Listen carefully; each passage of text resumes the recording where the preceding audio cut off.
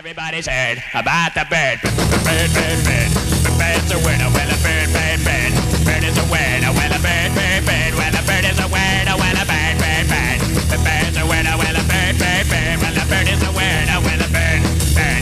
The bird's a winner. Well, don't you know about the bird? Well, everybody knows that the bird is a winner. Hey there, this is Steve Kimes, and I'm back talking to you MennoNerds. It's been great hearing everybody talk about what they had perspective. Is awesome that so many people shared the books that they love. I love Narnia too, Oshida. And my kids, well, my kids don't love it as much as I do, but my wife and I, we just love it. But I wanted to talk about a few things that people were talking about.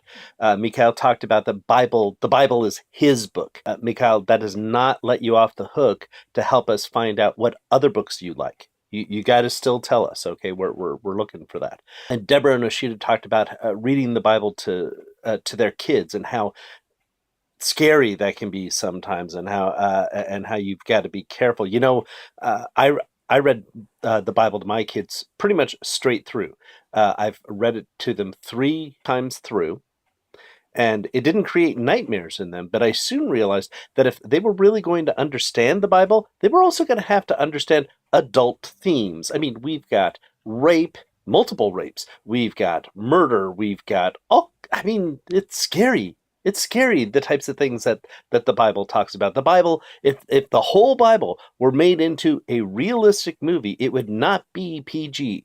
Not PG-13. No, it would be absolutely rated R. And so we're supposed to read this to our kids? Why do we even think that Sunday school could teach the Bible? No, what they do is they clean up the Bible. The Bible is a group of stories, not for children, but for grown-ups. The Bible is a collection of stories. It's a library of stories and law and prophecies and letters. It's not one book, it's a bunch of books collected together to give a human experience of God and say, over 1,500 years, this is what we understand God to be. But they're telling us, just like Robert was saying, and telling us that through story, through narrative, giving us an idea of who God is, of how God's relationship is with us through story.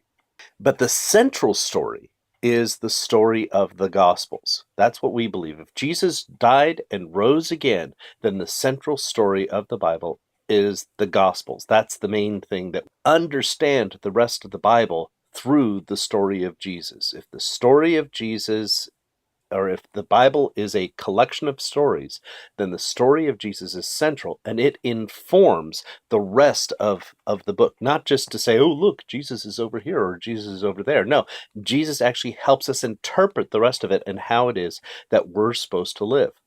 And so the way that I understand it is not only the Gospels are there to help us understand the narrative of the Bible as a whole, but every single one of us also have stories. Our lives are stories. We live out stories, and we understand our stories through a narrative.